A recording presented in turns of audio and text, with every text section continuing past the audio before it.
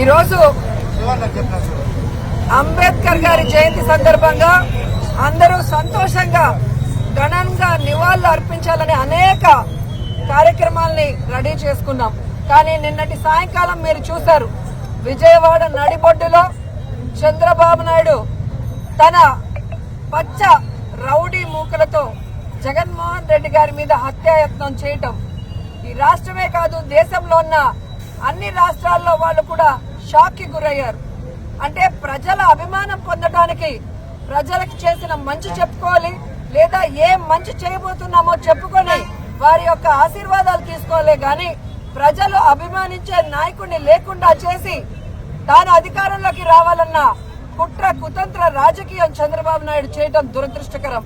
గతంలో కూడా పాదయాత్రలో జగనన్న మీద ఏ విధంగా కత్తితో దాడి చేశారో మనం అందరం కూడా కళ్ళారా చూసాం.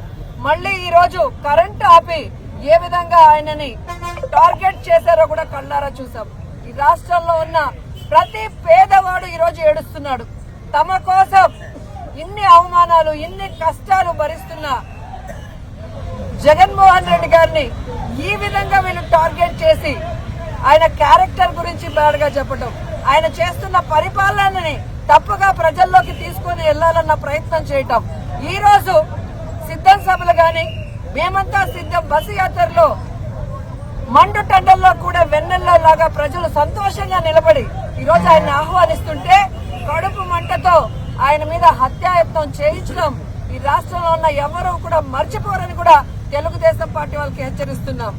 ఈ రోజు మీకు చెప్తున్నాం, ప్రజలు అభిమానించే ప్రేమించే జగనన్న రక్తం మీరు కళ్ళ చూశారు.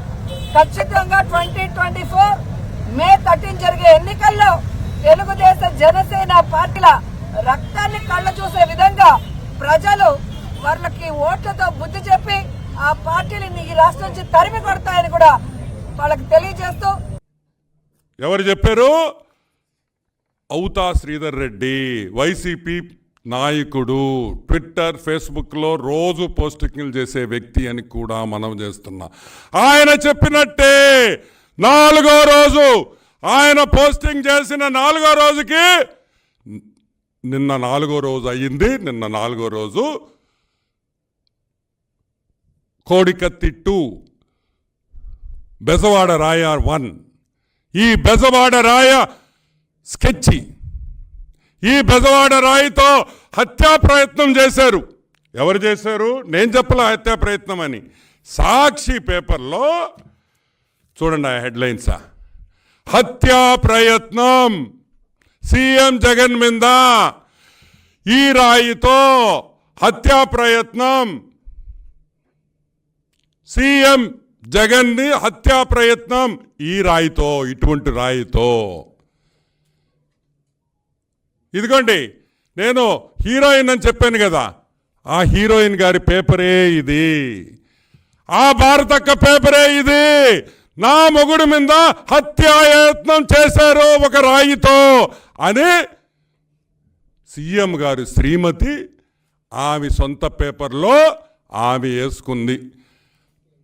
ఫోటో మాత్రం బాగా వేయించావక్క, ఇంకొంచెం దగ్గర తీయాల్సింది బాగుండేది, కొంచెం దూరం పెట్టావు. కరెక్ట్గా 7 గంటలకి స్కెచ్ ప్రకారం కరెంట్ ఆఫ్ అయిపోతుంది, కరెంటు ఉండదు, ఎగిరే డ్రోన్లు దిగిపోతాయి కిందకి, ఎగిరే డ్రోన్లు కనిపివు. యువగళంలో లోకేష్ బాబు యాత్రకు మాత్రం 20 డ్రోన్లు ఉంటాయి పైన, అటు ఇటు. అవి చూసి మేమంతా చుక్కలు చుక్కలు చుక్కలు స్టార్స్ అనుకున్నాం. ఏమో ఈ డే లైట్లో ఏంద్రా, ఇంత వెలుగులో ఏంద్రా స్టార్స్ కనిపిస్తున్నాయంటే అవి డ్రోన్లు బాబు, డ్రోన్లు. లోకేష్ బాబుకి 10 డ్రోన్లు ఎగరతాయి, తిరుగుతుంటాయి యువగళంలో. ముఖ్యమంత్రి బెజవాడలో మీటింగులు జరుగుతుంటే డ్రోన్ విజువల్సే లేవు ఆ ఇన్సిడెంట్లో. ఇది కూడా ఒక డ్రామా, దీంట్లో పోలీస్ పాత్ర కూడా ఉంది ఈ డ్రామాలో. డ్రోన్ విజువల్స్ కనిపించకుండా పోలీసు 3000 మంది పోలీసు వాళ్ళు చుట్టూ అతను చుట్టూ కూర్చొని ఉంటే విజువల్స్ లేవు. సరే, మేము ఎన్నోసార్లు చెప్పాం.